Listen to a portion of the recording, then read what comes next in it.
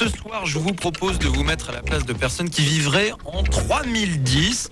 Et on se poserait du coup cette question. Qu'est-ce qui reste de la civilisation des années 2000 ? Pour un début de réponse, une exposition qu'on vous présente jusqu'à 18h30.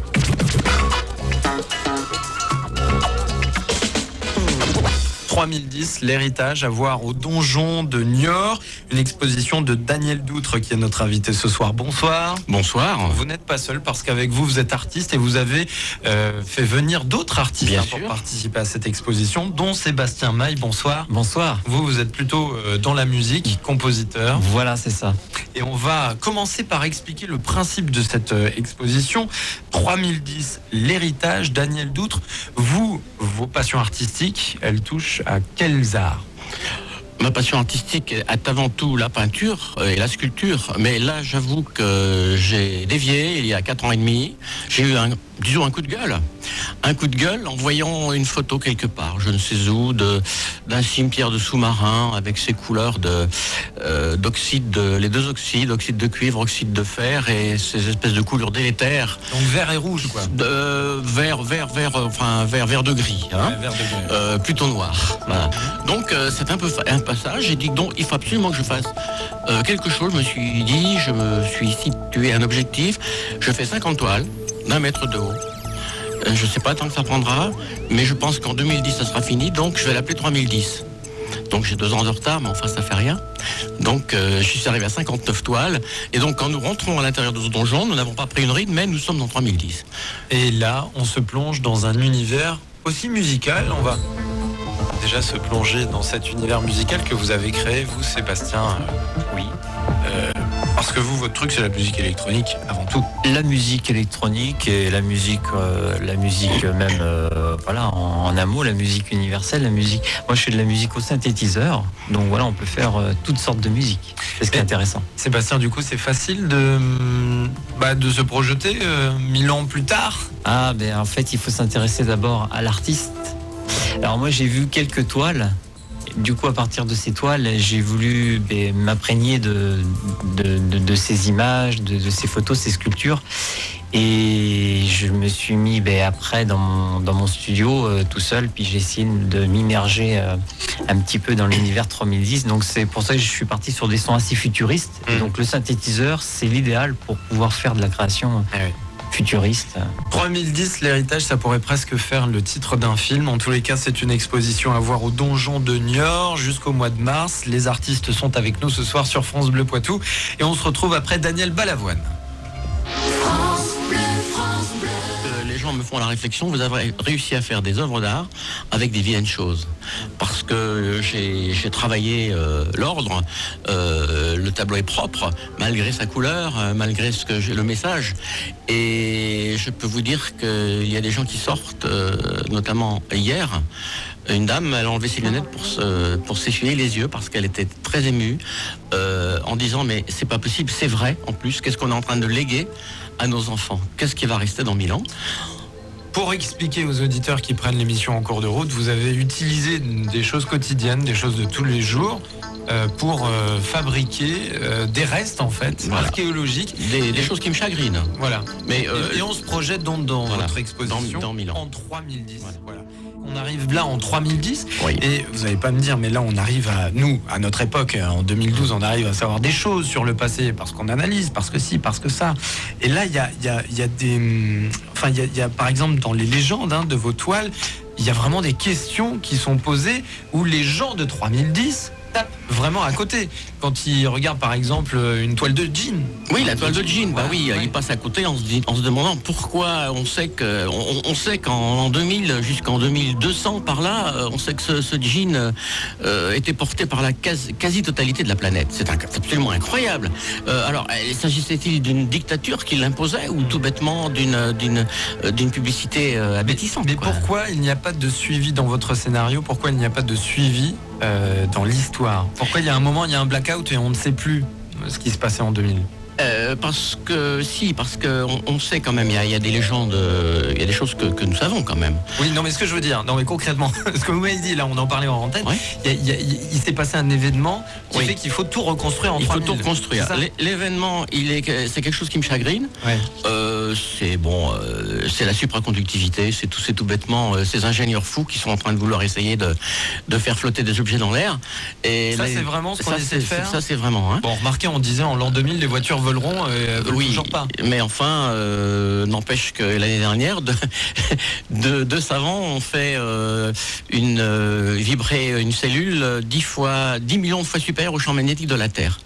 Quelques nanos seulement. Et qu'est-ce que ça D'accord. implique alors? Qu'est-ce que ça peut impliquer? Ça peut impliquer que s'il y a des fous qui font ça en grand, l'axe de la Terre peut changer et les climats vont complètement se dérégler. Et j'ai pensé que dans 500 ans, on va se remettre en question, les frontières vont s'ouvrir. On va se dire attention, la sauvegarde de la planète est là maintenant. On arrête les bêtises et on a encore 500 ans pour construire. Donc on se donne rendez-vous en 3010 où la planète sera bleue à nouveau. Ouais. Ça pourrait être un décor à la Mad Max, quoi, finalement. Une poignée de... C'est un Ou alors petit peu ça. le scénario, une poignée d'humains reste seulement. Je suis pas là parce que quand même je fais pas mourir tout le monde. Non. Je fais mourir uniquement l'Enola Gay, l'avion qui a bombardé Hiroshima. C'est quelque chose pour moi qui me Il y a d'ailleurs une référence dans vos chagrine, oui. Voilà. Donc des toiles d'un mètre, des sculptures aussi, et puis aussi de la musique pour nous plonger dans l'ambiance. On va découvrir cette musique et la fabrication de ces ambiances sonores avec Sébastien Maille dans un instant sur France Bleu Poitou, justement après un petit coup de musique.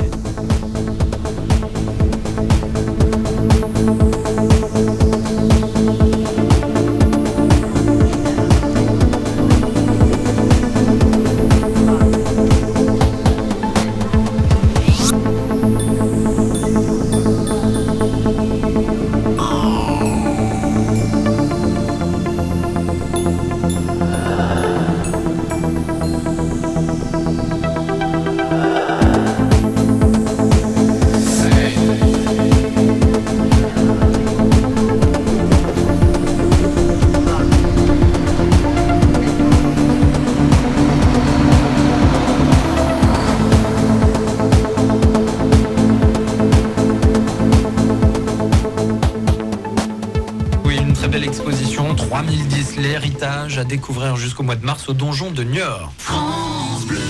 France Bleu Poitou, à Chauvigny, 106.4. Une exposition de Daniel Doutre, artiste niortais, peintre, sculpteur. Vous me dites si je me trompe, mais je résume Non, pour les ça, auditeurs. tout à fait. Le but de cette exposition, c'est de se retrouver en 3010. Et là, on regarde les restes de notre civilisation et on se pose des questions. Comment c'était utilisé? Pourquoi? Tiens, juste avant de vous donner la parole, Sébastien, pourquoi en l'an 2000, on se barricade? Vous posez la question à travers une toile que vous pouvez peut-être nous décrire. Oui, elle fait 1 mètre par 1 mètre. Il y a une serrure avec des clés qui sont pris dans la résine, dans le bitume, dans la terre. Et les sociologues ou les archéologues de 3010 se posent la question, mais comment ça se fait? On sait à quoi ça sert? Pourquoi fallait-il se barricader dans ces siècles-là? Parce que selon vous, en 3010, Ouais, on pourrait lever bien sûr, on pourrait, toutes ces peurs-là. Oui. Ouais. J'en suis sûr. En fait, vous avez une vision du futur assez optimiste. Tout à fait. Je ne suis pas du tout noir, elle est très très optimiste. Et c'est pour cela d'ailleurs que c'est expliqué. Et d'ailleurs, cette exposition finit par le tableau d'Einstein avec sa pensée. Je ne sais pas si vous avez lu. 2 choses sont infinies, l'univers et la bêtise humaine. Mais en ce qui concerne l'univers, je n'en ai pas encore acquis la certitude absolue. Ouais. C'est ce qu'avait dit Einstein avant de mourir en 52 ou 55. Donc c'est quand même extraordinaire, quoi. Et alors, pour parfaire ce voyage en 3010, Sébastien Maille, vous, compositeur, plutôt de musique électronique, Oui. vous avez participé au projet. D'ailleurs, on va se plonger dans votre ambiance musicale avec un morceau qui s'intitule Paris-Moscou by Aerotrain. Voilà, où les voyageurs du futur prennent leur train, leur ticket de train à Paris et ils arrivent à Moscou. Donc pourquoi pas, ça pourrait se faire. Comment vous travaillez? C'est comment chez vous? Alors, chez moi, Je suis curieux. c'est très synthétique. Ouais. Non, je travaille avec beaucoup de claviers. Voilà, j'ai mon endroit à moi. Et ce qui était marrant, c'est on a été une période sans se voir avec Daniel pour que je puisse faire mon petit truc de mon côté. Et on s'est retrouvés. Puis finalement, il y a une cohérence assez amusante entre mes titres. Où justement, je suis parti dans le futur, mais pas forcément sur des titres aussi assez sombres, assez noirs, puisqu'il y a un titre qui s'appelle La Terre, source de vie. Donc c'est-à-dire qu'il y a un renouveau. Paris-Moscou, c'est un exemple, ça. On utiliserait justement une machine moderne, même si dans les années 70, on parlait, et les Japonais ont créé l'espèce de train qui était surélevé là, en sustentation. Sur le courant magnétique. Voilà, c'est ça, ouais. Et mais là, je l'ai imaginé avec Paris-Moscou. Bah alors du coup, ça veut dire que tous les deux, Sébastien et Daniel, vous êtes écolo ou simple messager ou vous Moi, je fais attention. Oui, je fais attention. Oui, je fais attention, mais on trie nos poubelles. On a beaucoup de choses maintenant. On est comme je suis assez mauvais quand même dans ce truc-là. Mais enfin bon, moi, mauvais. je fais assez attention. Disons que je fais attention, mais pas d'honneur de leçon, quoi. Non, je ne suis pas d'un donneur de leçon. J'ai fait un constat là, c'est tout. J'ai fait un constat. Il y a quelque chose qui m'a fait très très plaisir, c'est que j'ai rencontré quelqu'un, je ne sais pas qui et je ne sais pas quand. Il m'a dit quand on sort de ton exposition.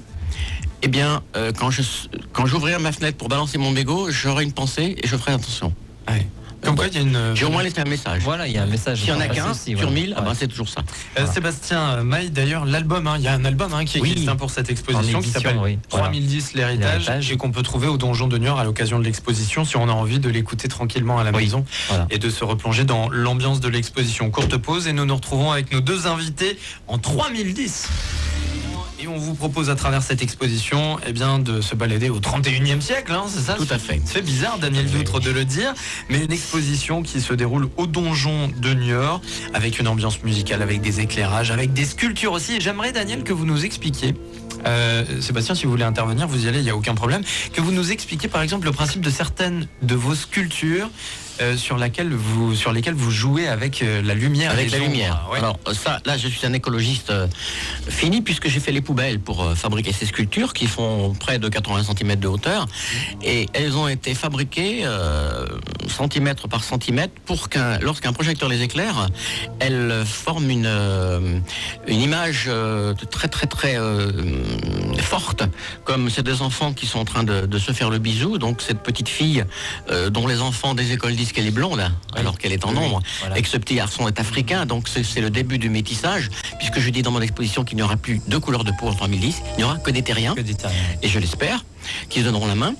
Et l'autre aussi, sur ce plateau tournant dont on voit Chemins et Destinées, ces deux personnes âgées qui s'en vont vers leur destin, la tête rentre dans les épaules. En fait, je vais être un peu dur dans mes mots, mais c'est vrai que la sculpture, on la regarde comme ça, elle ne ressemble pas vraiment à quelque chose, et dès qu'on projette, l'ombre qui se forme est vraiment bluffante, et là on voit. Mais personne n'y croit, parce qu'il y a des gens qui mettent leurs pieds devant, voir, ils me disent non, vous avez une diapositive. Moi je me suis demandé si c'était pas un trucage. Non, il n'y a pas de trucage.